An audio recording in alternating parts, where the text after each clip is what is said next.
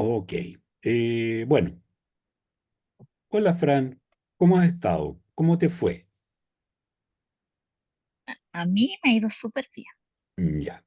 ¿Cómo les ha ido? Yo siempre recurro a la frase de mi querido maestro, Eugenio Dittborn. ¿Cómo les fue? ¿Cómo les fue esta semana? ¿Tuvieron alguna duda? ¿Tuvieron alguna pregunta? ¿Les pareció que esto ya es una especie de novela tipo Corintellado con final infausto? ¿O No creo cómo? que Sergio, no creo que Sergio conozca, a pesar de su profesión, no creo que conozca las novelas de Corintellado. He Ah, escuchado, ya, pero no la conozco, no es que la he leído. Ah, ya, pero es que te has perfecto. perdido Pero una. Te, súper ha- popular, es súper buena. te has Te has- perdido mucho. ¿No es cierto? sí, se ha Sí. perdido Nunca es mucho. tarde. Exacto. Mira, bien Nunca es interesante el tarde. fenómeno corintellado, porque las novelas se parecen mucho unas a otras, los tipos de descripciones además son como casi como calcados unos de las novelas de otros. ¿M?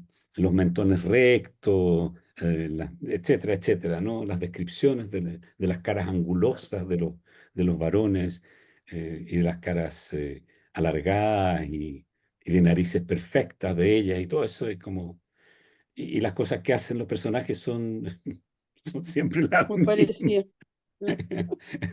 Ah, Y siempre miran Mi por la mamá leía ventana de la Corintellado. misma manera. ¿Mm? Mi mamá Pero leía es interesante, Corintellado y yo ahí las leía. como fenómeno Mira, cultural es muy interesante para, creo yo, para Sí. un psicoanalista, ¿no?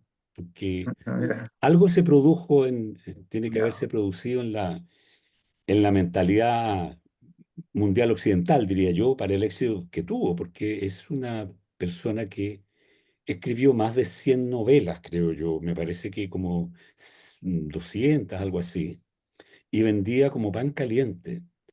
Y muchas Sí. de sus novelas eran novelas por entrega. Ujú. Aparecían en Chile, se publicaban en algunas revistas como, creo que era Vanidades. Vanidades, pero antes de la existencia de Ah, Vanidades, eran creo que se unos publicaban libritos en chicos. Ercilla también, o en Sí, alguna de había esas, unos Yo, libritos. también yo se publicaban acompañaba a los mi mamá a libritos. la peluquería para que ella se hiciera los cachirulos y mientras tanto yo tomaba las vanidades y me ponía a leer la La Corín. Corintellado, Oye, ganó unas porque los cantidades de cachirulos plata, tomaban harto tomaban tiempo, una entonces me novela. Mira, leía todo el... mira la cara de felicidad de Sergio mientras escucha. Me estoy Las Se aprende media, desayunando. mucho en estos talleres. yo Te tenía vamos a como 12 conseguir años No, y una. pero eran, usted encuentra que igual a la Corintellado este tema de no, la Medea No, este es con no, no, mejor. Jasón. Nada no, que ver, No. nada que no, ver. para nada, para nada. No, Tien- en tiene absoluto. algo en común, tiene algo en común. El juego con la intensidad. Claro, Claro, ahí eso sí, sí, sí. eso claro. Y sobre todo en las argonáuticas, el pasaje, no sé si la pudieron ver, ¿no? Pero hay un pasaje en las argonáuticas cuando Hera y Atenea le piden a Afrodita que interceda en favor de este joven, Jasón, que viene, ¿no? Entonces le piden a Afrodita, la fuerzan a que le pida a su hijo Eros, porque en este caso Eros es hijo, no como decíamos en la teogonía, ¿no es cierto?, que era una deidad anterior, ¿no? Que le infunda un amor irrefrenable a Medea en cuanto ve a Jasón. Entonces, cuando llega Jasón, ¿cómo se dice este Eros? Iba a decir Erotideas, especie como de Cupidos, ¿no? Ya, ¿no? Claro. Porque estamos hablando de un autor helenístico, ¿no? En cuanto ella ve a Jasón, Eros le manda un flechazo al corazón y entonces ella se inflama. Y hay toda una escena en que ella, cuando se encuentra Jasón con el padre de ella, con Eetes, ¿no? Que es el que tiene el vellocino de oro, él los enfrenta a estos, ¿no? A estos sujetos que vienen en este barco, que se han escondido en la noche porque no saben lo que les espera, y que además han recogido, y esto es parte interesante del cuento, porque se unen dos historias, han recogido a los hijos de Frixo.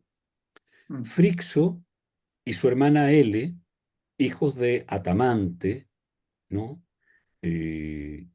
Son aquellos que han debido huir sobre los lomos del carnero de oro alado, digamos, ¿no?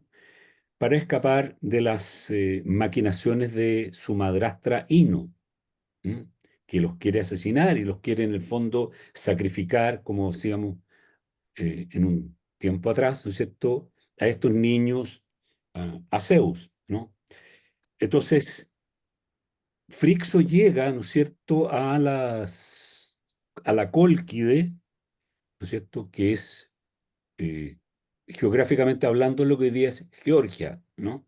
El país Georgia, más o menos, ¿no? La ciudad de Tbilisi, que es la capital del estado de Georgia, de Georgia. en Grecia, en la Grecia clásica ya, se llamaba Tiflis. Es decir, incluso ha conservado el nombre durante los 2500 más o menos años, 2600 años, ¿no? Eh, y está circundado, y esto es interesante, porque en el fondo el viaje de Frixo sobre el vellocino de oro es un viaje hacia el final del mundo, porque el universo conocido, ¿m? Para los griegos en esa época, eh, es hasta el río Fasis. El río Fasis, que llaman los griegos Fasis, es un río que tiene un nombre, no me acuerdo muy bien si Rino o algo similar, en Georgia, que desemboca en el Mar Negro o el Ponto Euxino, digamos, ¿no? Mm. Y que se consideraba directamente conectado con el océano exterior, con el verdadero océano que envolvía la Tierra, ¿no? Entonces se consideraba que era fin del mundo. Entonces este Frixo llega a donde está a la Cólquide, ¿no es cierto?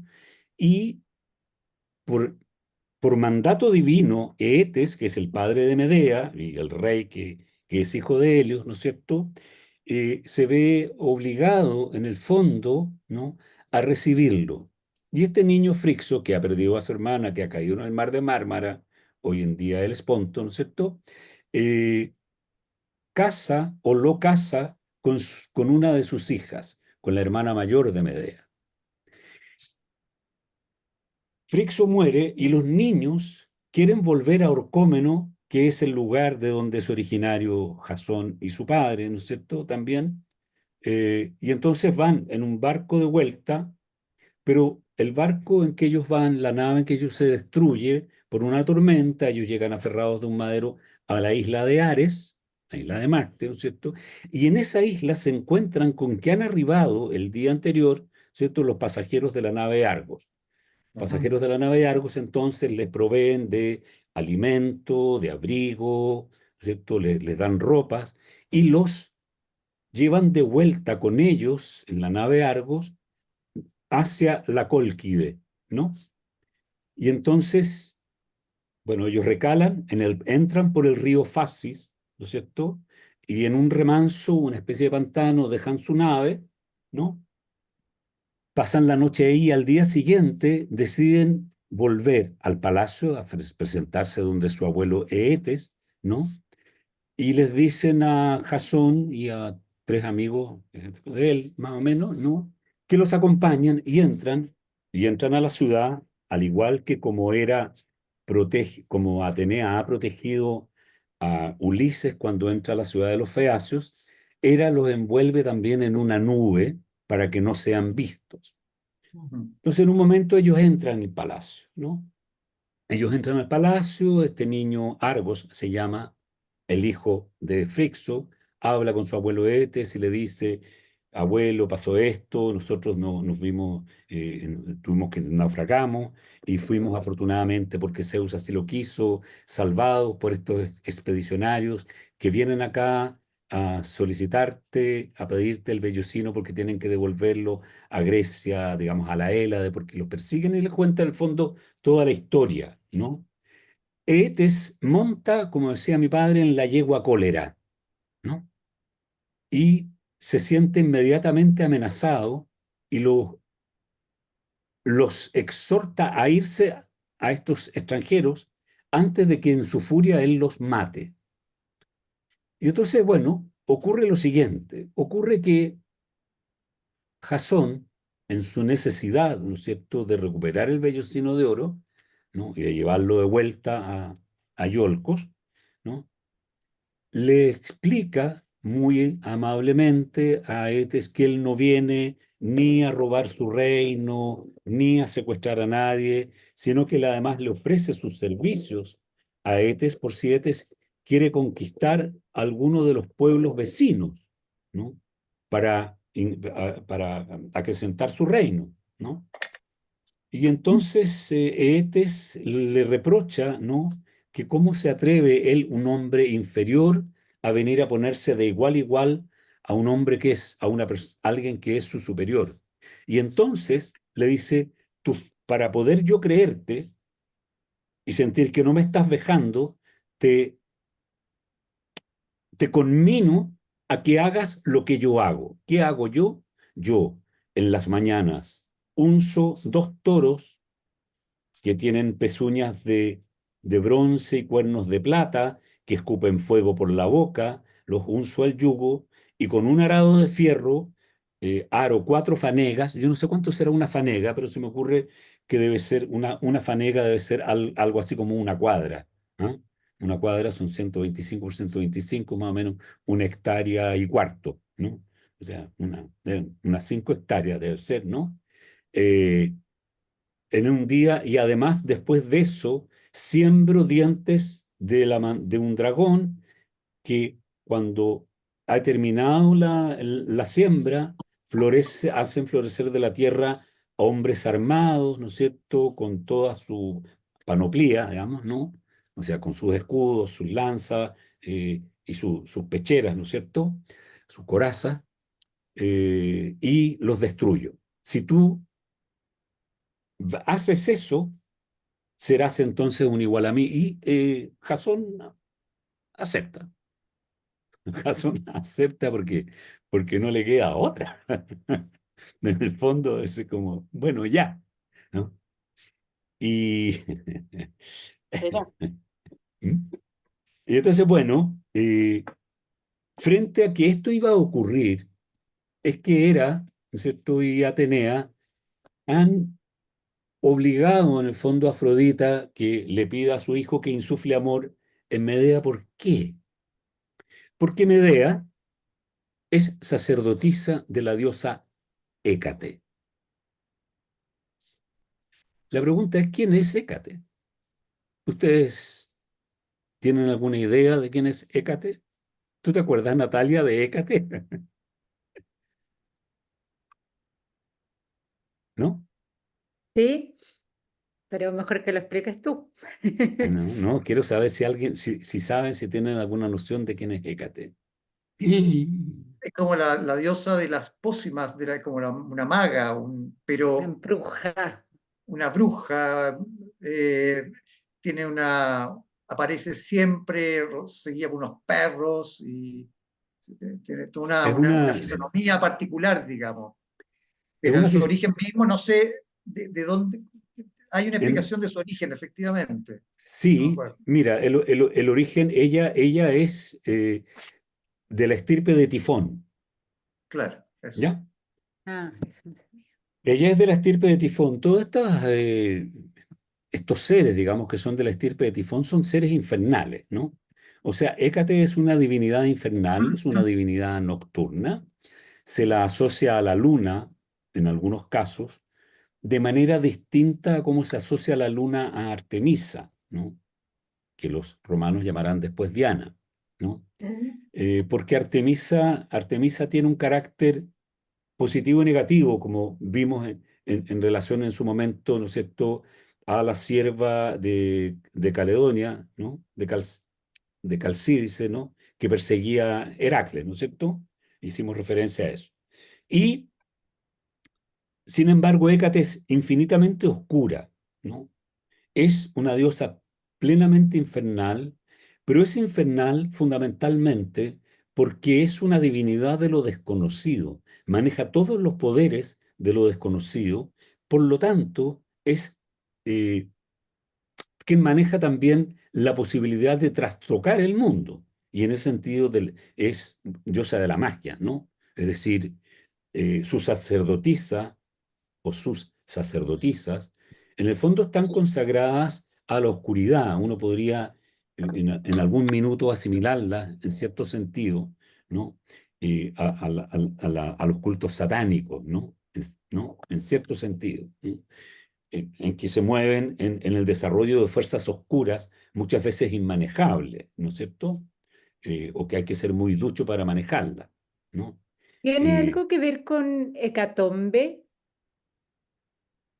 no, Ya. no, y probablemente sí, así es una buena pregunta, ¿no? O sea, en términos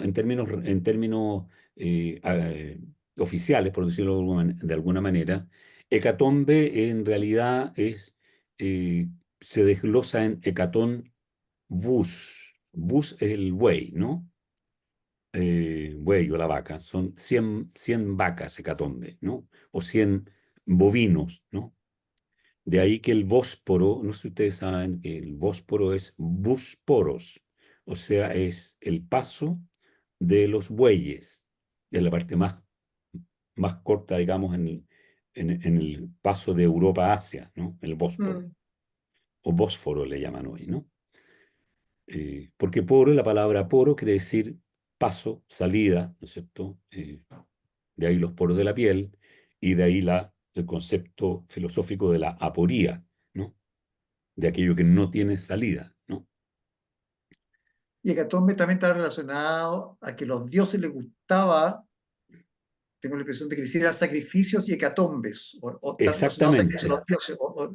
Claro, es una Mm. forma de agradecimiento máximo a los dioses, ¿no? Eso, Como entregar grandes, porque en el fondo es extraño lo que pasa con los sacrificios, ¿no? Porque en los sacrificios lo que ocurre finalmente es que quienes gozan de las carnes son los seres humanos, ¿no? De ahí el acuerdo engañoso supuestamente de Prometeo con Zeus, ¿m? Que establece cuáles son las partes que son para los dioses y cuáles son las partes que son para los humanos, ¿no es cierto? Entonces, probablemente la hecatombe tenga que ver con que es una festividad que congrega a las ciudades completas, ¿no? Por lo tanto, es un acto de adoración en el fondo, ¿no es cierto? Mayúsculo. ¿Mm? Yo creo que en ese sentido es muy equiparable a lo que pueden ser, digamos, las procesiones como las procesiones de Atenea, ¿no es cierto?, en Atenas, las Panateneas, o las grandes procesiones dionisíacas para los ritos de Leusis, ¿no? Es decir, eh, es la diferencia con los sacrificios más o menos pequeños que pueden hacer pequeños grupos, ¿no? Como los sacrificios que hace Ulises, por ejemplo, en su periplo. Por eso es que él tiene que prometer, ¿no es cierto?, que a su llegada hará una hecatombe. ¿Mm? Los mismos sacrificios que hacen estos sujetos, digamos, de la nave Argos, que son sacrificios pequeños. Encontrar una cabrita por ahí y le hacen un sacrificio, no sé, a Poseidón, a Zeus, ¿no? Etc. Yo lo preguntaba porque también hecatombe significa catástrofe, desgracia, lo que escapa al control, ¿no? Entonces por ahí claro, lo decía Yo en ese conocía sentido. esa acepción. Claro, claro. Claro, esa es nosotros la otra hablamos, acepción de la Real Academia. Mm. claro, Claro. pero es una acepción tardía. La génesis de la palabra es los 100 bueyes, ¿no? Ya. Ahora, ¿por qué se habla de hecatombe? Porque en realidad una hecatombe es también empobrecer mucho los rebaños, ¿no? Es, significa una fiesta Desastre. también, Claro. es un desastre también porque además el fuego para asar 100 animales es un infierno, po. O sea, es una ciudad entera en llamas, digamos, ¿no? Prácticamente. ¿Mm? Es decir, Sergio. No queda nada. Sí, no, a propósito de los sacrificios y la hecatombe, a mí una de las cosas que como que vi como más, como harto en este libro, es que se lo pasan haciendo sacrificios a estos pobres marinos, argonautas, digamos. O sea, yo no sé si cada vez que se detienen en alguna parte hay que hacer algo, porque si no, pasa algo. O sea, la vida es casi una vida religiosa permanente. Me sorprendió digamos, la frecuencia con que hacen sacrificios Mira, y yo plegar a tengo, los hoy no estoy dioses y grabando, ¿y por qué no está altares. grabando? Ah, no, sí está grabando. Mira, yo tengo una pequeña diferencia contigo, ¿ah? Ya, Y yo no sé si sean muy religiosos o sean muy temerosos, ¿ah? ya, Es decir, yo no sé hasta qué punto estos sacrificios son lo que se llama técnicamente protrépticos, ¿no? Es decir, para alejar el mal, ¿no? Eh, claro. es un tipo de religiosidad en el fondo y además eso se explicaría porque la aventura que ellos están llevando a cabo, ¿no? Claro, nosotros la podemos leer como una novela, ¿no es cierto? ¿No? Pero es una aventura como los grandes viajes, finalmente, ¿no? Es una aventura al reino de la muerte, ¿no? O sea, son los confines, esto va a los confines, ¿no? Esto va a la boca del reino de la muerte, porque tenemos, como decíamos la vez anterior, ¿no es cierto? Tenemos que Eetes es hermano de Circe, ¿no es cierto? Mm. Eetes está hacia, ¿cómo se dice, Anatoli? Hacia el levante, ¿no es cierto? En el punto más extremo del levante, de lo que se conoce, a tal punto que ahí, ¿no es cierto?, está el Cáucaso. Si uno se detiene en lo que es la descripción del viaje, al momento de entrar por el río Fasis, ¿no?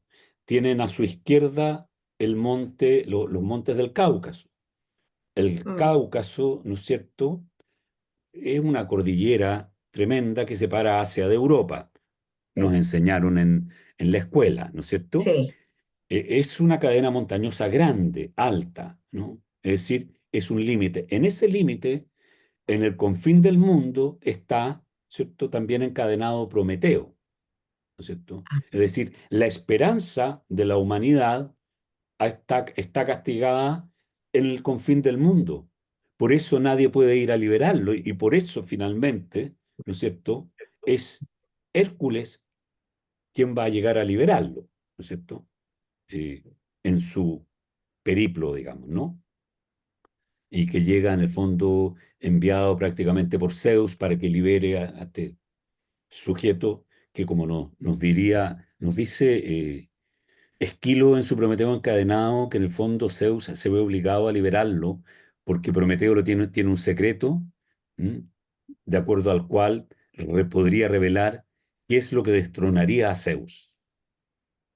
Y eso lo salva de que lo hayan tirado al Tártaro, como en la teogonía, ¿no es cierto? Tiraba a los dioses vencidos, ¿no es cierto?, al Tártaro, que es este abismo interminable, con sus puertas de bronce, ¿no? Entonces este es un viaje a la muerte, este es un viaje a lo absolutamente desconocido, ¿no es cierto? Y por lo tanto, cada día que pasa es un día ganado y es un día en que hay que agradecerle a quienes propiciaron esto, ¿no? No vaya a ser que el día siguiente sea un día nefasto, ¿no? Recuerda mucho la fatalidad de los etruscos, ¿ah?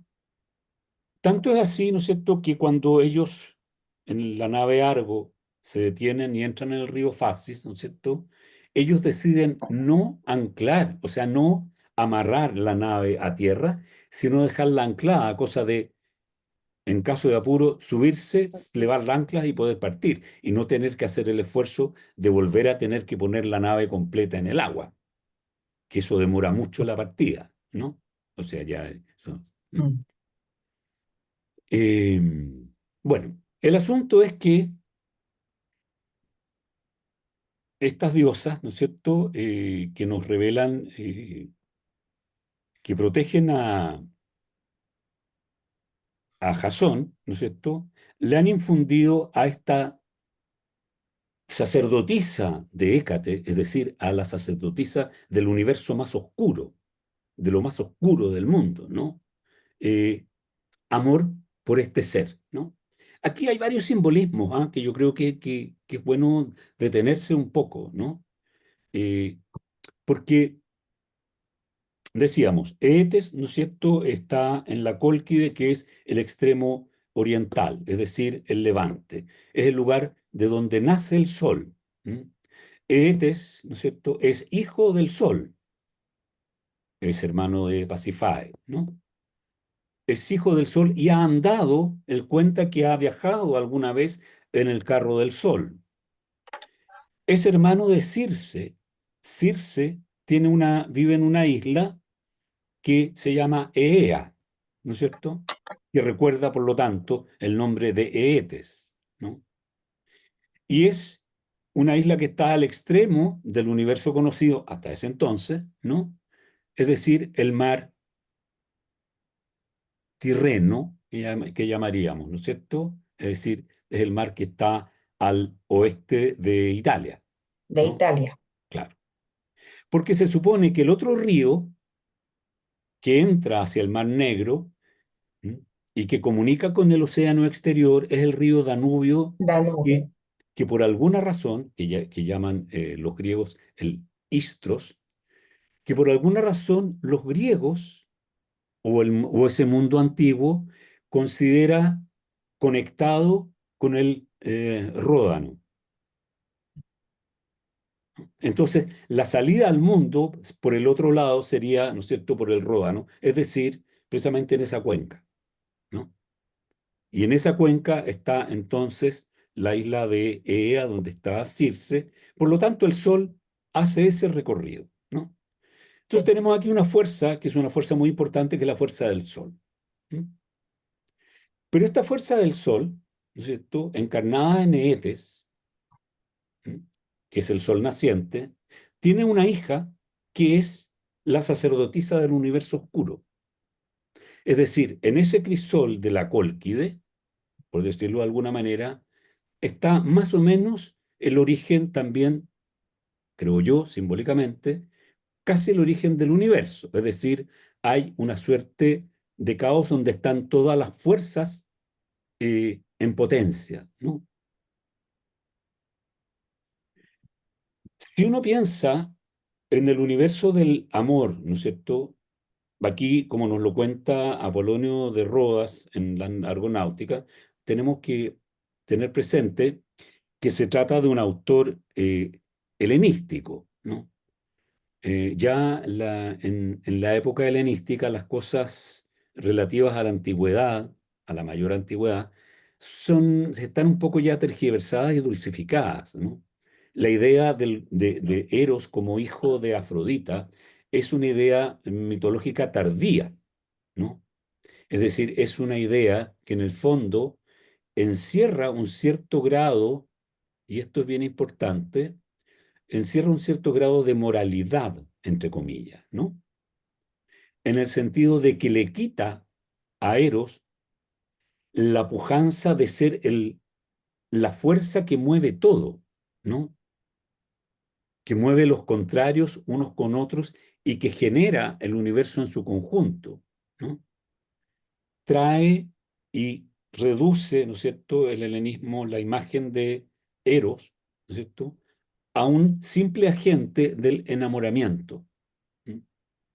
Pero es hijo de Afrodita, es decir, Afrodita es la diosa, ¿no es cierto?, del amor, decimos. Más bien, Afrodita es la diosa del impulso sexual, ¿no? Es la diosa de, para decirlo un buen chileno, la diosa de la calentura, ¿no?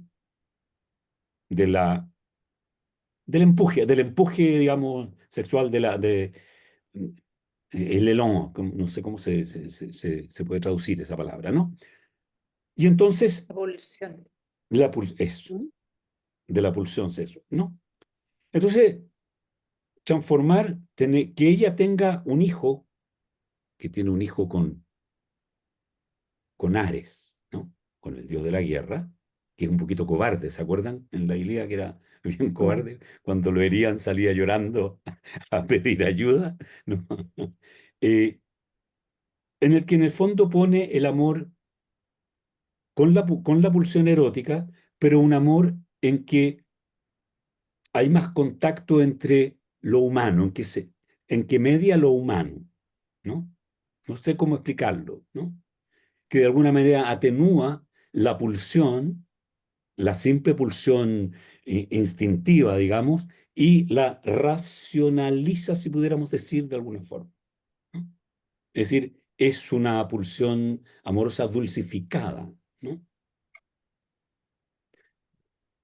Las diosas a través de esto dulcifican, ¿no es cierto?, a esta potencia del universo oscuro, ¿no?, que es nuestra sacerdotisa, para que este joven que viene de Occidente, ¿no es cierto?, desde la era, a buscar el vellocino de oro, que es otra imagen de lo positivo, ¿no?, porque es algo que Zeus ha enviado para salvar la vida de dos niños que corrían en peligro de ser sacrificados. Es decir, tiene en cierto sentido, ¿no es cierto?, una carga, no, la palabra no es semántica, ¿no?, pero una carga simbólica, ¿no?, de una luz más salvadora, más civilizada, en cierto sentido, ¿no?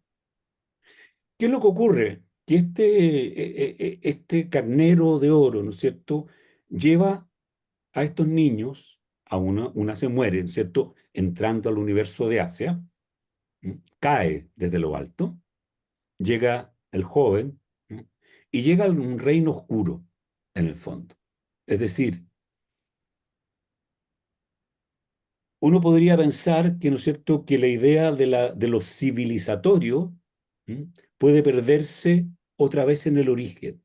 Este niño, para salvarse, tiene que volver a esa especie como de universo de los inicios, donde nace el sol, donde nacen las fuerzas, ¿no?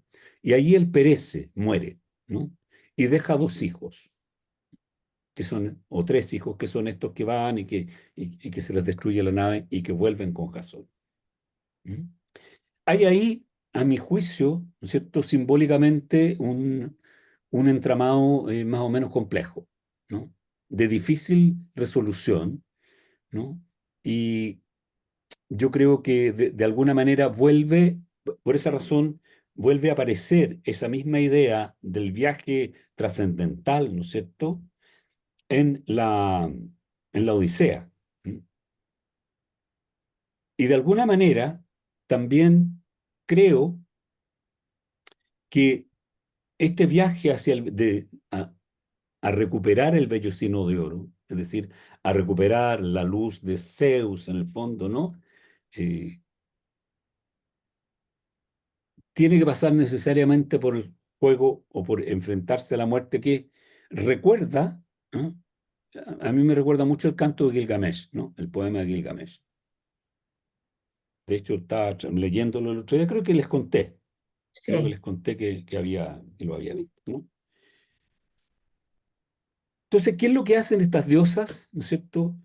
Atraen todas las fuerzas oscuras de la mano de esta sacerdotisa maga, ¿no?, para apoyar el regreso, ¿no es cierto?, al universo civilizado de este joven, de estos jóvenes, ¿no?, que ya ha sido anunciado, ¿no es cierto?, por el mago o por el vidente que venía con ellos, ¿no?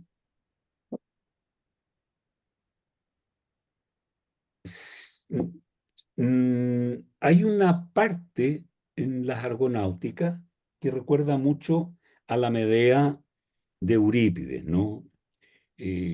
Medea nos la plantea, nosotros tenemos conocimiento de Medea básicamente por dos textos, ¿no?, que son este de las Argonáuticas, que es un texto posterior, es decir, es un texto helenístico, más bien alejandrino, ¿no es cierto? Y conocemos a Medea por la tragedia de Eurípides y Medea. En ambos textos nosotros podemos ver que Medea es un personaje, bueno, ustedes como psicoanalistas, tú y Natalia, podrán definirlo bien, ¿no? Es un personaje muy atormentado. Es un personaje que está constantemente revuelto en ideas que son contradictorias, que la llevan a imaginarse una cosa y al minuto siguiente lo contrario, como si estuviera desatando fuerzas que son contrarias, ¿no? Es decir, es una, comillas, bendición, en cierto sentido, que vaya a ayudar a Jasón, pero al mismo tiempo ella en sí encierra un carácter maldito, ¿no? Y es lo que va a ocurrir después, ¿no? O sea, ella tiene toda una noche antes de encontrar, bueno, al fin logran convencerla de que ayude a Jasón en esta Razón. prueba que le pone Eetes, que es la de uncir estos bueyes, ¿no es cierto? Y la de pelear con los hombres surgidos de los dientes del dragón, cuento que ya conocemos de Cadmo, ¿no es cierto? Que hemos visto varias veces. Que se repite en la mitología griega se repite, ¿no? Están los hombres que siembra Deucalión después del diluvio en Grecia, tirando piedras hacia atrás, que surgen hombres para poblar. Están las hormigas, ¿no es cierto?, de Eaco, ¿no es cierto?, o que crea el pueblo de los Mirmidones, que es el pueblo que acompaña a Aquiles. O sea, la idea de seres surgidos de la tierra como desde otras cosas no es algo nuevo, ¿no? Es algo que es más o menos recurrente en la mitología griega. Bueno, esta niña, Medea, entonces, decide finalmente ayudar a este joven, pero lo ayuda absolutamente arrobada por el amor. Su problema en realidad no hay una, no hay una consideración en ella, ¿no? Sobre la idea de salvar otra vida, sino su razón para salvarle la vida a Jasón es que ella está perdidamente enamorada. No hay otra. Es decir, no hay ninguna traza, diría yo, de altruismo en lo que ella va a cometer, ¿no? Sino todo lo contrario. Ella va a salvar a alguien que ella quiere que se la lleve para otros lados, digamos, ¿no? En el fondo ella está apostando en esto a una historia de amor, qué sé yo, que la confunde y que la hace de alguna manera también eh, alejarse de Hécate, aunque nunca se alejará, ¿no? Y hay toda una promesa de amor ahí, ¿no es cierto? Se prometen, ella le entrega la pócima a Jasón para que al día siguiente él pueda vencer a los toros y qué sé yo, dominarlos, ¿no? Y bueno, y consolidan la promesa de amor, finalmente. ¿Alguna duda, alguna pregunta? ¿No? Que no me Estamos interrumpe nadie. arrugadas. ¿Ah? Estamos arrugadas con esta historia. Está muy Ah, sí. buena. Es que es una Sí, muy buena historia, es una buena sí. historia. eh, Ahora, yo personalmente encuentro que, aquí esto es una digresión, ¿ah? Encuentro que Apolonio de Rodas la cuenta mal.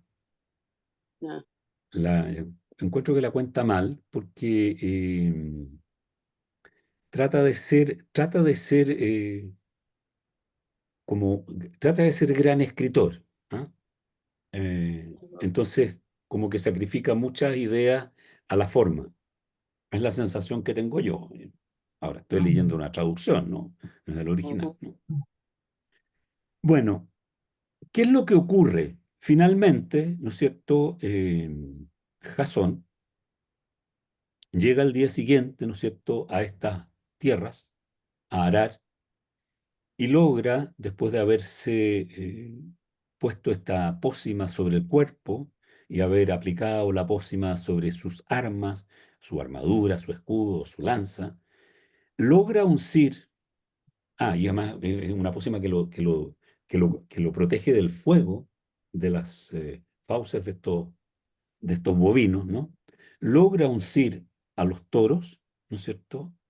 Logra en el transcurso del día arar las 4 fanegas de tierra, sembrando los dientes del dragón. ¿Mm? ¿De dónde salió ese dragón? No sabemos, porque sabemos que el dragón peligroso es el dragón que está protegiendo el vellocino, digamos, que el vellocino de oro, también, que está colgada, ¿no es cierto?, de un árbol. Ahora, hay un detalle interesante, que yo no me había fijado, y es que dice en alguna parte Apolonio de Rodas que los colcos, que se llaman los habitantes de la Cólquida, no inhumaban ni cremaban los cadáveres de los hombres, sino que los colgaban envueltos en pieles de bueyes sin curtir de los árboles. Interesante, ¿ah? En la cara que pone la Fran. No necesitaban ataúd, No, no necesitaban Pero, ataúd. Ese es no secaban ahí. a mí me llama mucho la atención porque volviendo a leer esto, me recordó, y perdonen la digresión, lo que me decía mi maestro tibetano, ¿no? Me decía, pero para nosotros los cumpleaños son lo peor, porque es horroroso, ¿no es cierto?, reencarnarse. Y entonces, por la misma razón que nosotros, los cuerpos cuando ven los destruimos. Y entonces, ¿qué hacen? Esto es bien escabroso, pero trozan los cuerpos de los difuntos, ¿no?, con machetes, en trozos, los dejan encima de unas rocas para que sean devorados por las aves de carroñera, ¿no? Cuando volví a leer esto de los cuerpos envueltos, ¿no es cierto?, en las pieles, me recordó eso, es decir, que hay una concepción, hay una extraña concepción en el fondo, ¿cierto?, de cómo debe ser la muerte, digamos.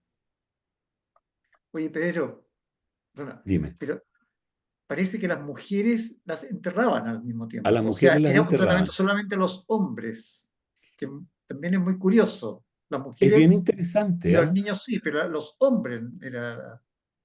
Claro, mira, encuentro que es bien interesante desde el punto de Mm, vista, de un punto de vista, yo diría yo, más bien de religiones primitivas, ¿no? Porque me mm. parece que el gesto de enterrar a las mujeres es como devolver las generatrices a la gran generadora, ¿no? Claro, claro, claro, claro. Pues, sí, sí, sí, sí, Porque en el sí. fondo, claro, también, ¿no es cierto?, en el mito de los espartos que llaman, ¿no?, aquellos que son sembrados de los dientes de dragón o de las piedras, ¿no?, salvo en el caso de Deucalión, ¿no?, lo que surge de la tierra son varones, Mm, mm, no surgen mujeres, surgen varones, ¿no es cierto?, que se pelean entre ellos y que terminan destruyéndose uno a otro, mm, ¿no? Es decir, quizás se trata de formas religiosas mucho más primitivas, ¿no?, que siguen considerando ¿m?, como diosa importante a la diosa tierra, a las diosas generatrices, ¿no es cierto? A esta, y uno puede pensar inmediatamente en la Venus de Willendorf, ¿no? Estas mujeres mm, de los ritos genesíacos, ¿no? mm. Que son tan importantes. ¿Cuán primitivo habrán considerado los griegos o los micénicos, ya que este es un mito muy antiguo, ¿no?, a estos pueblos allende el mar de Mármara, ¿no? Porque la Cólquide está más allá incluso del reino de las Amazonas, ¿no?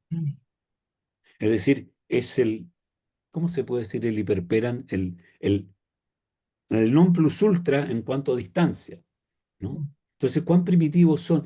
Porque hay una muestra en ese punto de algo Mm. muy poco racional, ¿no? Porque Eetes cuando recibe, por ejemplo, a Jasón, de verdad pierde los estribos. O sea, es como, es presa de una furia un poco no entendible para un griego que está sujeto a las reglas de la hospitalidad, ¿no es cierto? Que el enemigo, por muy enemigo que sea, si viene a pedir hospitalidad a tu casa, o tú lo recibes, digamos, ¿no? Eh, y, y lo cuidas aunque sea tu enemigo, ¿no? Aquí lo primero que hace es, ¿no? Ofrecer la muerte prácticamente, ¿no? Y eso es lo que obliga en el fondo a Jasón a decir, bueno, sí, o sea, no me queda otra que aceptar. O sea, al fin y al cabo, más vale morir haciendo un intento de algo que morir sin hacer nada, ¿no? Y es a lo que lo exhortan también sus compañeros. Bueno, él logra hacer esto, logra vencer, ¿no es cierto?, a estas bestias, ¿no es cierto?, pero con la ayuda, ¿no es cierto?, de Medea, él queda, por lo tanto, comprometido con Medea en esto, ¿no? Pero Eetes, en un profundo engaño, ¿no?, se niega a entregarle el vellocino de oro. Es decir, no logra en el fondo vencer las adversidades, este joven, ni siquiera con la ayuda de la sacerdotisa de Hécate, ¿no? Es decir, las fuerzas del universo no civilizado son aparentemente más fuertes, ¿no? Es decir, las fuerzas primigenias son infinitamente más fuertes.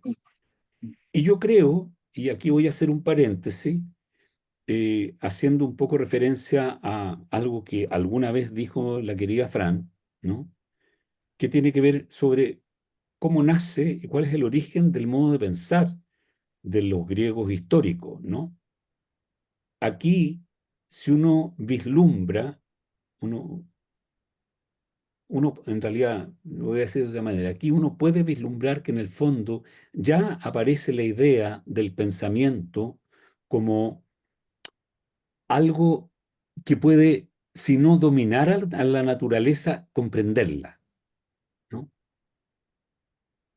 Porque vuelve a aparecer, ¿no es cierto?, la seducción, la seducción de Medea, ¿no es cierto?, de, de esta fuerza de lo oscuro frente a este joven que viene en una nave. Los niños, los hijos de Frixio le explican a Etes, interesante, que ellos vienen en una nave construida por Atenea, que es una nave fuerte, que es una nave que resiste los embates de las tormentas, que, o sea, hay una, es como si dijeran, ahí hay una obra de ingeniería en serio, no como estas naves, esta especie de falucho pegado con clavos en que nos subimos nosotros y que se hundió al primer golpe de ola, ¿no? Entonces, hay una ponderación en ese sentido, ¿no?, de la, comillas, inteligencia, de la capacidad del hombre de posicionarse o hacer frente a los elementos, ¿no? Dime, Sergio. Sí, no, que a propósito de eso también, eh, a mí una cosa que también me llamó la atención y que no sé si tiene un significado en esto que tú estás diciendo, que es como la cultura, la palabra, el razonar versus la pelea bruta, como este rey que lo recibía todo y lo primero era pelear con él porque le gustaba matar a los que llegaban. No sé, Ah, el de los puñetes. exacto, ese que se agarra puñete y que los mata. Pero están estos diálogos de Jasón con su tripulación. Y eso yo lo encontré súper distinto a todo lo que hemos visto a veces, porque es como que Jasón, siendo el líder, eh, se expone a escuchar, a recibir opiniones y a cambiar de opinión de acuerdo a la mayoría. Entonces, hay una figura muy bonita de lo que es de otra etapa, digamos, de la relación entre un superior y los que lo siguen, digamos. Hay como, y que a lo mejor apunta a también un elemento distinto, cualitativamente distinto, no sé, de donde ellos venían a lo que se encuentran, digamos. Interesante, es súper interesante lo que estás diciendo. No había reparado en eso, pero me hace todo el sentido, precisamente porque si hay algo que resulta importante en la historia de Grecia, digamos, ¿no? Y en la historia del pensamiento griego en general, es el gran descubrimiento de la ciudadanía, ¿no? El descubrirse como ciudadanos, el descubrirse como entidades autónomas unos de otros, que se deben los unos a los otros, sin embargo, ¿no? Eso se expresa muy bien en el pensamiento, ¿no es cierto?, de Protágoras, en el sentido que, claro, de alguna manera, en su defensa de la democracia, él sostiene que todas las verdades son, son verdades, digamos, ¿no? La verdad del histérico que encuentra amarga la miel es tan real como la verdad de la persona no enferma que encuentra la miel dulce. Y que ambos, en el fondo, que la democracia tiene que ver con cómo dialogan esas dos posturas, ¿no? Ahora, podemos hablar de democracia o no democracia, pero en el caso concreto, lo que sí es valorado en el pensamiento griego, independientemente de que estemos en la época helenística, porque esto vuelvo, digamos, a que es Apolonio de Rodas el que lo cuenta, ¿no? La idea de individuo y la idea de construcción colectiva sigue siendo un bien adquirido por la civilización ya desde entonces, ¿no? Entonces, eh, es una forma de mirar este mito, digamos, desde una perspectiva ya avanzada, para decirlo como entre comillas, ¿no? Es un Porque gran paso de la humanidad. es un gran paso de la humanidad, o sea, es un paso fundamental, ¿no? No sabemos, no tenemos cómo saber en realidad cómo fue el mito en su origen, ¿no? Como lo cuenta, porque, claro, Píndaro lo cuenta de una manera, pero lo cuenta en un poema, ¿no es cierto? En una pítica, eh, pero, pero no da mucho más detalle. O sea, todo este cuento del diálogo, ¿no es cierto?, de los tripulantes con el jefe, es un invento de Apolonio de Rodas, o que a lo mejor lo encontró y lo sacó de algún otro texto, ¿no? Pero si es de algún otro texto que no ha llegado hasta nosotros, es muy probable que sea un texto de tiempos históricos y no de tiempos prehistóricos. Es decir, Ujú, no de tiempo micénico. Entendemos que Micena es prehistórico, digamos, ¿no? En el sentido que tenemos muy pocos documentos. ¿No? Es una transición de entre la prehistoria y la historia, ¿no? Entonces, lo que nos estamos enfrentando aquí al mito, en realidad nos estamos enfrentando al mito ya desde la perspectiva del pensamiento griego más o menos consolidado, ¿no? Y en ese sentido, yo creo que lo que tú traes a colación es muy, muy importante, porque efectivamente, ¿no? Lo que trata de hacer, pucha, nos estamos quedando pegados en esa escena, pero lo que trata de hacer Jasón con Eetes es hacerlo razonar, ¿no? Y Eetes no razona, se enfurece, no tiene la capacidad de detenerse a explicar, ¿no? Simplemente se enfurece y dice, ustedes me vienen a quitar mi reino, ustedes me vienen aquí a robar, ustedes, ¿no? Es como, es muy primitivo en ese sentido, ¿no? Usa la palabra solo para acusar, ¿no? Pero no para dialogar, ¿no?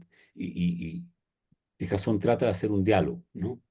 Eh, es un poco lo que ocurre en la escena amorosa también, cuando Medea le entrega no sé, las pócimas a Jasón, él le habla y le dora la píldora, ¿no? Y ella queda más embelesada aún, ¿no?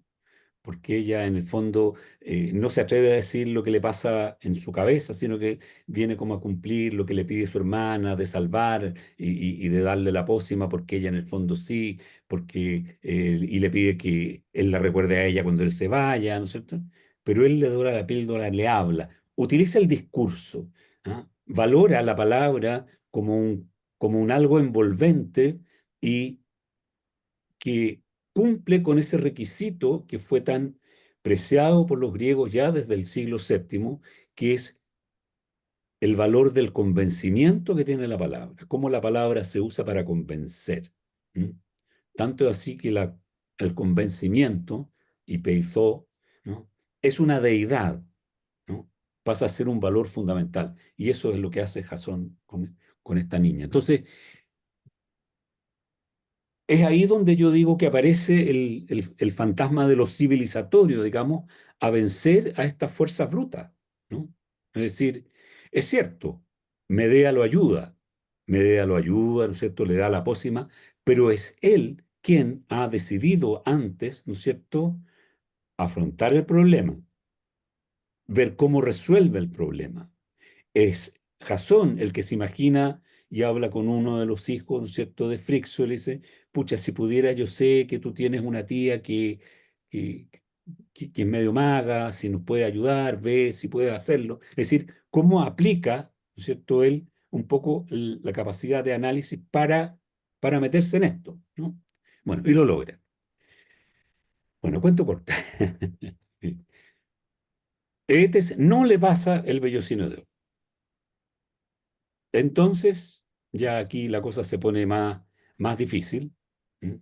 Y es Medea la que decide ayudar definitivamente a Jasón, y ella asume el riesgo, y ella decide en ese minuto acompañar a Jasón, pero no porque sí, pues, sino que porque en el texto anterior, cuando ella le pasa la pócima, Jasón le dice, no, si te irás conmigo y dormiremos juntos en el mismo lecho. Entonces ya, y no nos separaremos nunca, le dice, me acordé de la Medea, de la tradición de Jasón en la Medea, ¿no? Entonces, bueno, ella vence al dragón, ¿no es cierto? Medea, saca el vellocino, ¿m? Y corren juntos con los tripulantes a la nave Argo y parten, y se van. Y se van surcando los mares de regreso, ¿no es cierto?, iba a decir la Colquide, a Iolcos, ¿no? Es decir, hacia tierras habitadas por helenos, por los minias, como dicen. Ese es el inicio, digamos, de la desgracia, de lo que significa la traída de Medea, porque Medea finalmente va a significar una desgracia, ¿no? Porque para poder hacer este viaje, para que el viaje tenga éxito, Medea tiene que destruir todo lo que deja atrás. Eetes, según distintas versiones, ¿cierto? Eetes manda a perseguirla, ¿no? En una de las versiones, que es la más feroz, ¿no es cierto?, Medea ha llevado a su hermano pequeño, ¿m? Con ella, y entonces para detener a su padre y a las huestes que acompañan a su padre y que lo vienen persiguiendo, ella descuartiza a su hermano y lo tira al mar para que Eetes y su tropa pierdan tiempo recogiendo los pedazos de este niño, ¿no? En otra versión, Medea es perseguida por su hermano, pero ella lo mata, ¿no? Y entonces la persecución se acaba. Hay otras versiones en las cuales ella finalmente logra destruir a todo el ejército que la persigue con Eetes y también a su padre, ¿no? Y su hermana, que es la madre de los niños, la viuda de Frixo, no vuelve a aparecer nunca más. Ella se olvida, es decir, ella en el fondo acompaña a Jasón en una aventura que le significa destruir todo su pasado, finalmente, ¿no? Interesante porque ella quiere partir de ahí. Ella, aparentemente, el amor por Jasón la hace olvidarse que es sacerdotisa de Hécate, ¿no? Es decir, que maneja todas las artes de la nigromancia, ¿no? Y las artes mágicas, digamos, ¿no? Y acompaña a este joven. Y finalmente, bueno, logran salir, ¿no es cierto? O según unos, vuelve a hacer el camino de vuelta por las Simplegades, ¿no? Según otros, sale por el río Danubio y vuelve a salir por el norte de Italia, digamos, por el Ródano, ¿no? Hacia la isla de Circe, pasan por la isla de Circe, donde Circe, lo decíamos la otra vez, donde Circe los purifica por el asesinato del hermano, ¿no es cierto? Y de ahí vuelven a Iolcos. Se dan toda la vuelta en el fondo.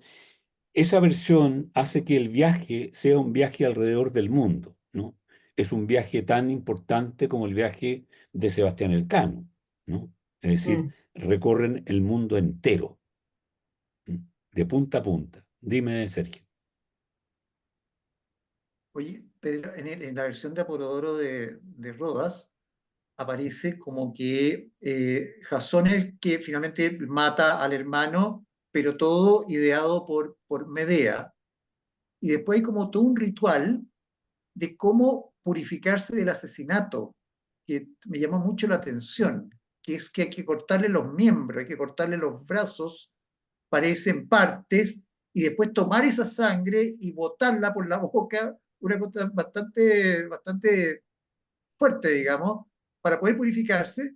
Y a eso, además, se agrega una cosa que me llamó también la atención, que es que Zeus es el acogedor de los criminales, que hay o sea, hay algo en esta, porque aquí esto marca una tragedia, evidentemente, y marca lo que es el asesinato del hermano inocente. O sea, esto marca nuevamente esto que marcan siempre los griegos, digamos, que están siempre pagando una culpa de ancestros, situaciones que ellos, pero me llama la atención este lugar que tiene y esta posibilidad de redención de los criminales también, y Zeus. Ahí me quedé como pegado un poco en esa parte, no sé qué significado tiene tú en eso, no sé.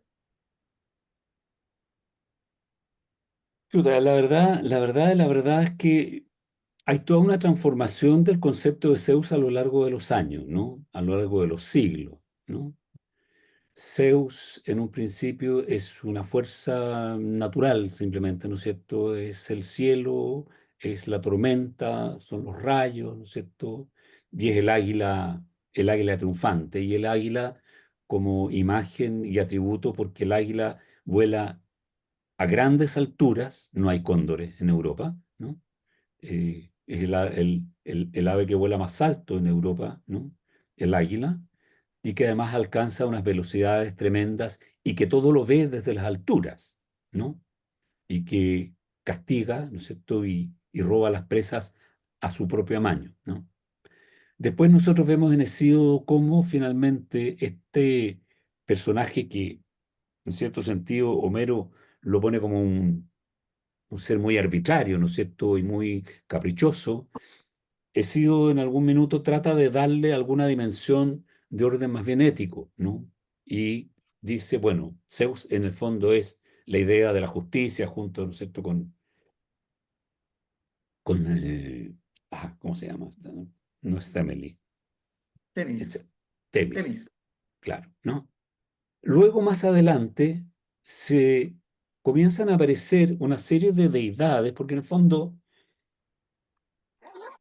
estas divinidades, las divinidades del universo griego y del universo indoeuropeo en general, ¿no? Son divinidades súper locales, pero culturalmente comienzan a crecer y comienzan a adoptar a otras divinidades, ¿no? Y entonces van adquiriendo nombres, ¿no? Y empieza a aparecer, ¿no es cierto?, el Zeus protector de los huéspedes, ¿no? El Filóxenos, el Zeus protector de los criminales, ¿no es cierto? Cuando los criminales van a pedir, ¿no es cierto?, asilo a los templos y no pueden ser sacados de los templos, ¿no? Hasta que no se purifiquen. Entonces, de alguna manera se acuerda que Zeus también es un purificador, ¿no? Es decir, hay ahí toda una trama en el fondo que es una trama de conveniencia, ¿no? Finalmente Zeus termina convertido en un dios casi omnisciente y casi como la personificación del monoteísmo, digamos, ¿no? Porque es Pero el eso no que es así. eso no es así. No digo casi, por eso digo casi, ¿no? En el sentido de que comienza a ser la divinidad más poderosa de todas, ¿no? A la que todos los otros están sometidos, ¿no? Que esa fue una de las peleas de la iconoclastia ortodoxa, ¿ah? Ojo, cuando en el Imperio Bizantino se prohibieron las imágenes porque precisamente estaba la idea de que los santos o las imágenes estaban ocupando el rol de las divinidades secundarias del Olimpo, estaban siendo asimiladas y por lo tanto se perdía el concepto del Dios único, ¿no es cierto? Eh, bueno, perdieron la pelea, la batalla de los iconoclastas y volvieron las imágenes, digamos, a entrar a los templos, ¿no? Entonces, Zeus va adquiriendo distintas formas. ¿Mm? Está el Zeus de los caminos, ¿no es cierto?, que se asimila en cierto sentido, toma ciertas funciones de Hermes, porque Hermes es el guía de los caminos, ¿no es cierto? hay un Zeus que es el Zeus de los navieros, ¿no es cierto?, que asimila ciertas propiedades de Poseidón, ¿no es cierto?, etcétera, ¿no? Va como esta divinidad conquistando muchas cosas, ¿no? Y al mismo tiempo yo creo que aquí hay un tema social que más bien político, ¿no? Es cómo incluir a la gente, bueno, hay que darle una salida, porque hay que permitirle, digamos, que sean, claro, si los crímenes no son de un crimen atroz, sino que es un crimen, como se entienden en la época, ¿no es cierto? Crímenes por necesidad, ¿no? Por defensa propia o por lo que sea, pero que igual, ¿no? Eh, exista esa posibilidad de purificarse, ¿no? Ahora, lo que tú refieres es una cuestión bien salvaje, porque ese es un ritual de la Medea. Es la Medea la que inventa esa purificación. No es Jasón el que dice purifiquemos así. Ella dice hay que purificarse de esa manera, de una manera muy salvaje, ¿no? Es decir, volvemos a encontrarnos con un universo muy primitivo, que es un universo que produce a los griegos, les producía pavor, el universo bárbaro, ¿no? Le produce pavor. Están los cimerios, están los escitas, está Hipólita con las amazonas, están los hiperbóreos. Hay una serie de pueblos que ellos no conocen, que son bárbaros. Imagínate, ¿no es cierto?, que también están los tracios, que es un pueblo que ellos conocen muy bien, y de los tracios, los griegos tienen la peor imagen de que son bárbaros, que se comen entre ellos, que son lo peor, ¿no? Entonces, todo lo desconocido para los griegos aparece como amenazante, ¿no? Y eso también puede que sea un aliciente para la ciencia, ¿no? Para el querer entender el universo. O sea, el pensamiento griego, nosotros, en el fondo, si uno mira esta historia de las argonáuticas, ¿no es cierto?, es un viaje en que finalmente, a mi juicio, hay una suerte como de enseñanza, ¿no? En que a pesar de tratarse de un viaje, ¿no?, que es como una aventura, ¿no es cierto?, en que se va a buscar algo para resolver, ¿no es cierto?, una herencia, ¿no?, recuperar un reino perdido, ¿no? En este viaje se cuelan también todos los fantasmas, es decir, la posibilidad, ¿m?, de ordenar el mundo, de volver las cosas a su cauce, no es tal, porque el mundo está construido también por estas otras fuerzas. Para poder salir, Jasón, de esa encrucijada en la que está, o de ese brete, para decirlo, ¿no?, como en buen castellano, tiene que pactar con las fuerzas oscuras, tiene que asumirlas, tiene que seguirlas y tiene que prometerle una, una recompensa en cierto sentido, ¿no? Es decir, ¿cómo se domina entonces el universo del oscuro, ¿no? Jasón es un civilizado, habla, maneja el lenguaje, convence, se muestra comprensivo frente a la furia de Etes, ¿no es cierto? Logra hablar con sus compañeros, los escucha, es benévolo con los chicos que se encuentran en la isla de Ares, ¿no es cierto? Es benévolo también con el mago, el vidente ciego, ¿no es cierto? Que estaba capturado por la arpías, ¿no es cierto? Es comprensivo y son comprensivos con estas mujeres de la isla de Lemnos también, ¿no? Eh, Tienen como, si uno analiza esa parte del viaje, uno podría pensar que es un viaje, comillas, civilizatorio. Van civilizando, van entregando cosas, ¿no? Se deshacen de este hombre, del hombre de los puñetes, que ya no me acuerdo cómo se llama, es malo para los nombres, ¿no? Eh, y entonces instauran una sociedad más benévola, ¿no es cierto? Porque era ¿Qué este... qué ¿cómo? riqueza tiene este mito? Sí, pues. Es tremendo. Sí, tiene muchas cosas por detrás, ¿no? Hay mucho, Pensar. simbólicamente encierra mucho conocimiento, el Mm. conocimiento histórico en el fondo, ¿no? Eh, entonces, ¿qué es lo que hace él? Él trae a esta maga, a esta bruja, que aparentemente, ¿no es cierto?, ha destruido su pasado, entre ellos ha destruido con eso a su hermano, y Jasón no se da cuenta de lo tremendo que es lo que Medea hace. Y le hace caso con esa purificación, ¿no es cierto?, que señalas tú, que es una cuestión muy bárbara. O sea, por lo menos para nosotros, es como el cuento que le digo yo de los tibetanos. O sea, para nosotros es muy bárbaro eso, ¿no? O sea, nosotros no soportaríamos ver el, comillas, entierro tibetano en acción. Culturalmente no lo podríamos soportar, creo yo, ¿no? Yo por lo menos no podría, ¿no? Eh, Sin embargo, no toma en cuenta eso, ¿no? Se deja seducir en el fondo por este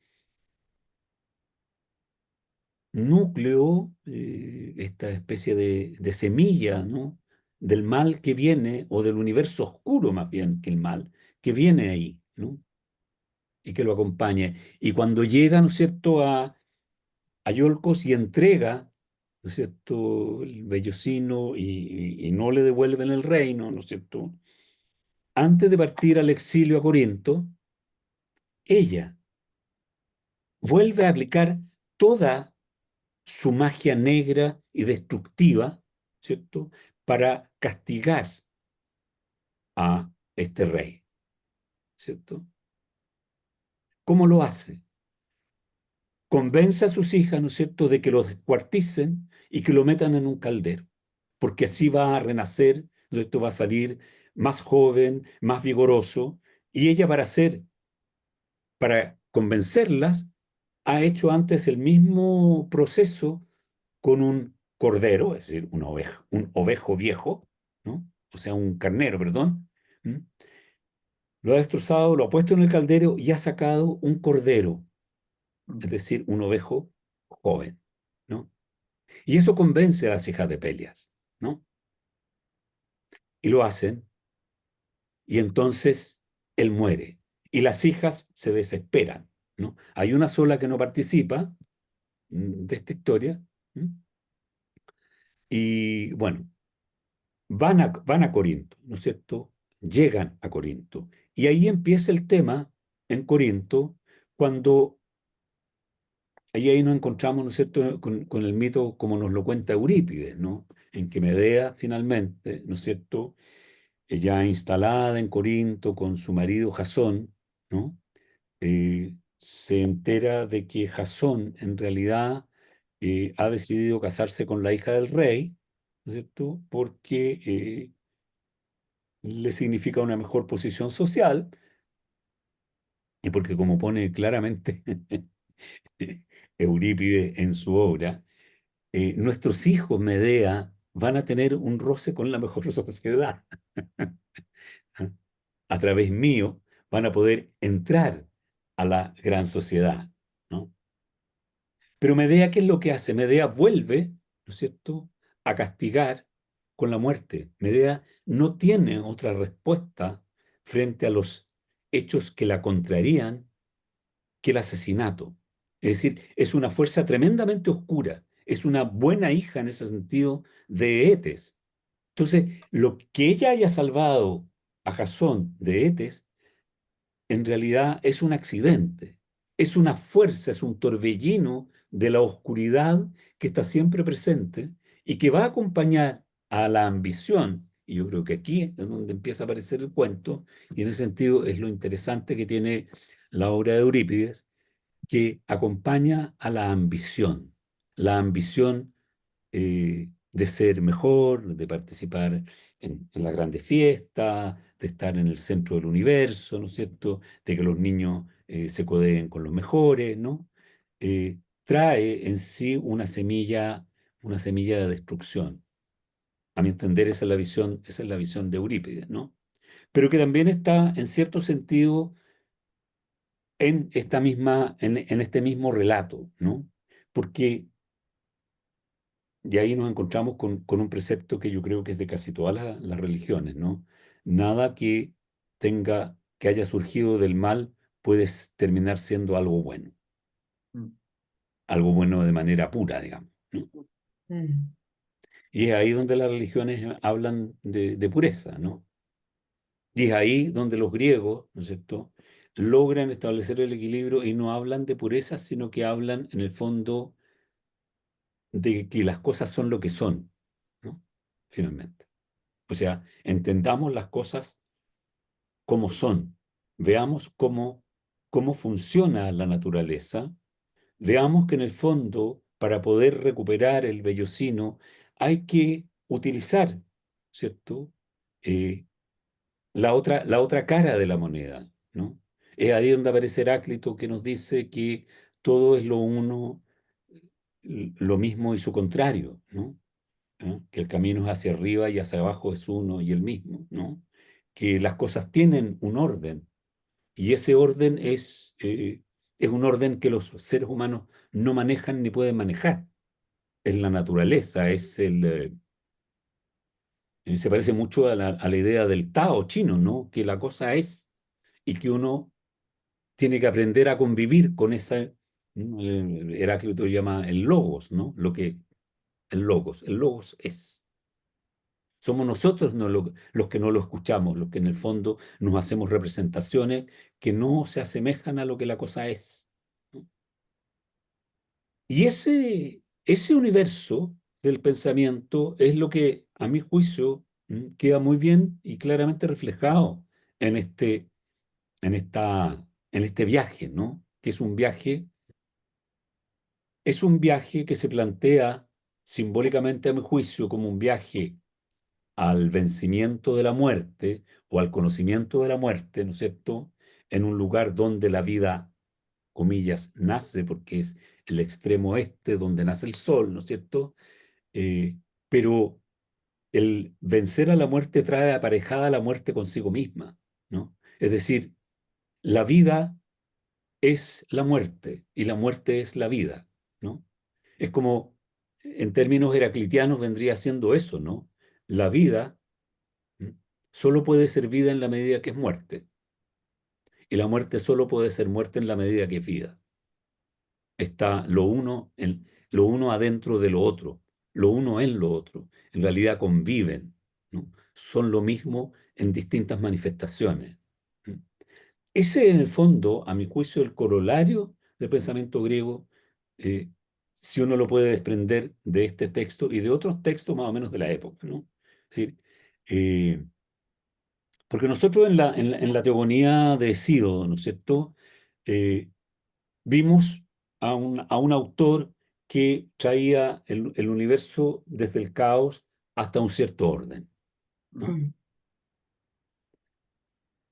Y de alguna manera un poco, de alguna manera un poco maniquea, diría yo, ¿no es cierto?, nos convence de que hay un bien que vence un mal y se instala el bien. Es decir, que son dos fuerzas que son distintas. Lo que nos empieza a contar el mito, los mitos, a medida que van viniendo, y en su lectura específicamente este, que es una lectura posterior, ¿no? Es que en el fondo no existe esa dualidad contrapuesta, o sea, esos dos polos, ¿no? No existe una bipolaridad en la naturaleza, sino que existe ¿cómo decirlo?, ¿no? Una simbiosis de los contrarios, ¿no? Que es lo que en el fondo permite que se desarrolle el pensamiento dialéctico, ¿no es cierto? Que se llegue incluso a comprender la ciencia, ¿no? ¿Qué es, qué es eso que se manifiesta de una manera y a la vez de otra, ¿no? Eso es lo que yo les puedo contar de este mito, digamos, ¿no? No sé si les surgen dudas, si les parece, si les quedan, se pregunta algo inconcluso, incompleto. Yo, Diga, don Sergio. sí, no, es que tienen, como decía Ana María, esta historia es como un compendio increíble de lo que era el mundo en esa época, ¿no? También desde el punto de vista de la geografía, desde el punto de vista de las construcciones, de los ritos, de las vestimentas, de los mantos. Hay millones de descripciones impresionantes. Es casi como barroco, incluso como Absolutamente. exageradamente lleno de cosas que uno... Entonces hay miles de detalles y de historias que uno se queda como sorprendido, digamos, o interesado. A mí una imagen que me quedó también y de personajes que también encontré como interesantes, que es personajes que a veces tienen facultades que son extraordinarias. O sea, hay gente que tiene facultades extraordinarias. Por ejemplo, ese adivino que ellos salvan de que pueda comer en esa parte del viaje, estas aves que le piden, le quitan toda la comida, después se la ponen hedionda y no puede comer, que él sabía demasiado y era poco cuidadoso con lo que decía, porque había que dejarle a los dioses una parte. El hombre no podía saberlo todo, porque si no sabe todo, no recurre a los dioses. Entonces es súper interesante, porque es como el conocimiento tiene que estar limitado en cierta manera para que los dioses existan. Hay un concepto ahí que lo encontré muy interesante. Y el otro que encontré también súper especial es este personaje que era capaz que tenía la memoria. Hay uno que tiene la memoria, una memoria increíble de todo, y que había estado en el reino del Hades y en el reino, digamos, de la superficie de la Tierra, no sé, y que lo sabía todo, porque tenía memoria de todo. Y que el Hades es el reino del olvido. Eso también lo encontré una imagen muy bonita, muy especial, digamos. O sea, cómo en lo griego tiene que haber un equilibrio entre lo que tú decías, entre lo opuesto, lo que se sabe y lo que no se sabe. O sea, hay algo ahí que está como, pero que lo encontré un relato increíble, digamos. Sí. ¿Tú leíste la versión de Apolonio de Rodas?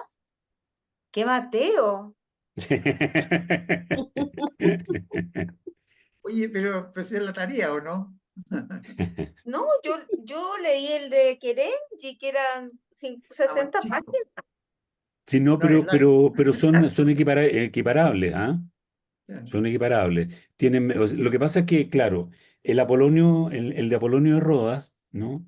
Tiene la gracia, un poco de lo que estábamos conversando, de que es una mirada helenística posterior. ¿Qué significa lo helenístico, no? Así como ya para cerrar.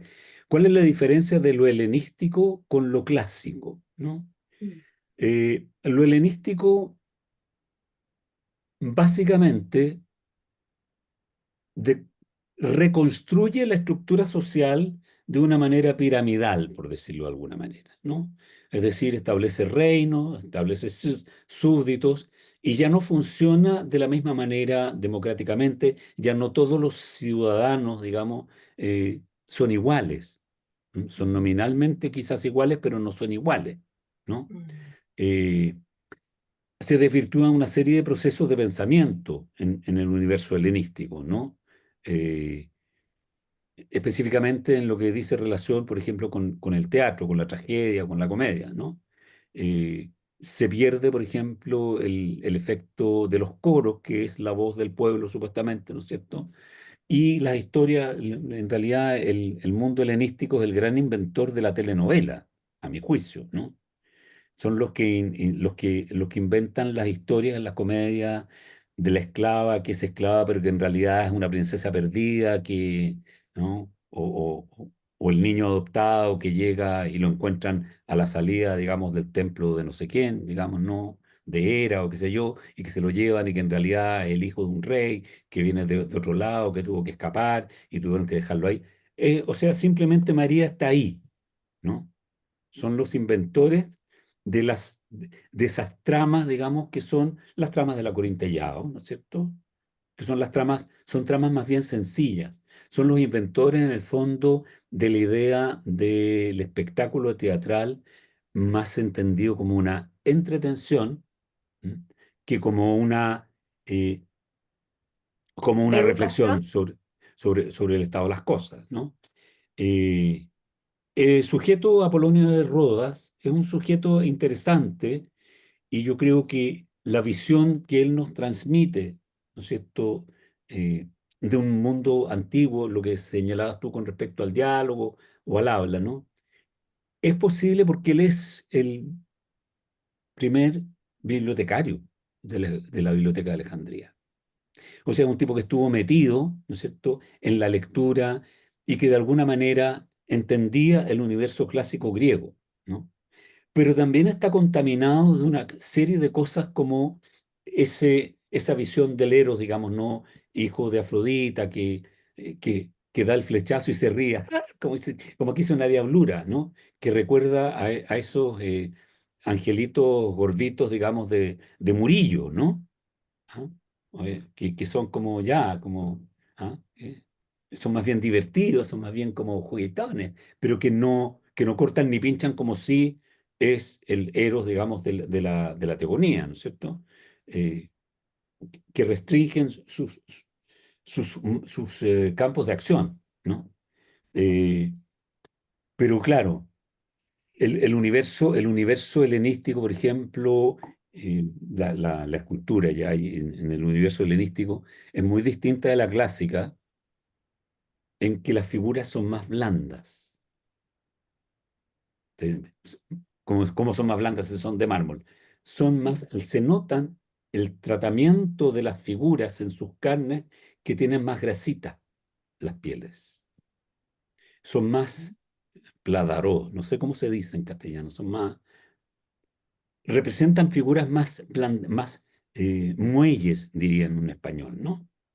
La, la, la, la, la estatuística clásica, los cuerpos tienen musculaturas firmes, más firmes, ¿no? Hay una suerte como de blandura en el universo helenístico, más una especie como de relajo y de buen pasar más que otra cosa, ¿no? Es por esa razón que nacen gente como los cínicos, digamos, ¿no? Aparecen en ese universo, ¿no? Así que ustedes están equivocados, están en un universo en que no se enfrentan a lo que es el hombre, ¿no? Básicamente, que es la pregunta de Diógenes, cuando buscando un hombre con su linterna, ¿no? ¿Qué es?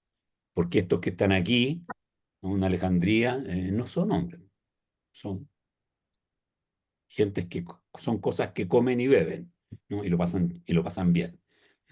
Hay algo de eso en el universo, Rechonchitos. claro. Hay algo de eso en el universo helenístico. Y a propósito de eso, a mí me llamó la atención la figura de Hércules en este viaje.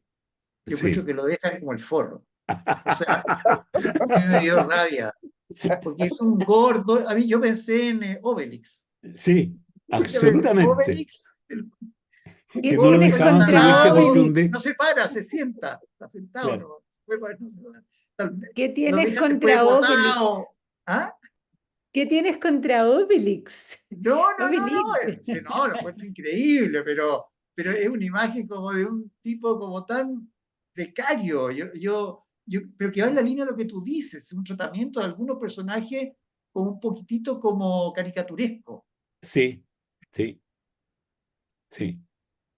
Es así, es así. O sea, claro, no tienen la profundidad, no tienen la profundidad que busca la profundidad filosófica, que no psicológica, que busca el autor clásico, ¿no? Claro. Mm. El autor más clásico busca una profundidad sociológica, histórica, ¿no? Esto es como más, como que podría fácilmente esta versión, ¿no? Con un poquitito de ayuda transformarse en una especie como de aventura bucólica, Mm. ¿no? En esta versión. Por eso decía yo, ¿cómo habrá sido la versión original, digamos, ¿no? Porque Mm. nosotros de los mitos de Hércules tenemos lo que nos llega de los mitos de Hércules, ¿no?